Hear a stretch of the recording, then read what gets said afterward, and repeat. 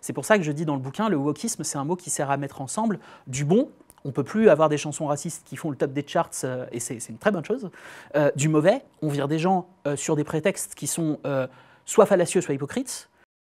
Le terme de wokisme, il a été mis à l'agenda par qui? Il a été notamment mis à l'agenda en France par le MEDEF, qui a organisé dans son université d'été une table ronde sur la culture woke en entreprise, que c'était un danger.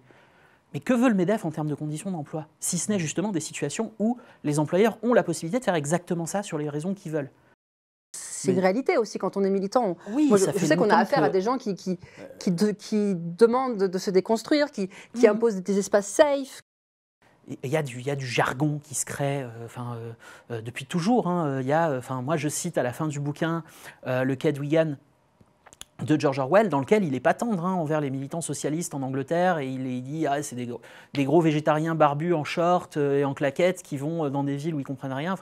Et il y a toujours eu cet aspect-là. En fait, on est devant un dilemme. C'est-à-dire qu'on sait que actuellement, quand on parle de woke, c'est une critique réactionnaire et qui vont attaquer des gens qui, bien qu'on puisse avoir des désaccords, sont quand même des camarades. Mais en même temps, envers ces camarades, on a des critiques. Donc, on est un peu sur un fil. C'est-à-dire qu'en même temps, on voudrait faire des critiques sur certains de nos camarades et je trouve que c'est sain. Mais en même temps, il y a l'idée de comment faire pour que ces critiques n'alimentent pas l'eau au moulin de tous les réactionnaires. À mon avis, et là, je n'ai pas de preuve de ça, je parle donc vraiment en tant que personne qui a une opinion. À mon avis, on voit ce type de pratique de soi émerger quand on est sur une période de fort recul de la mobilisation sociale.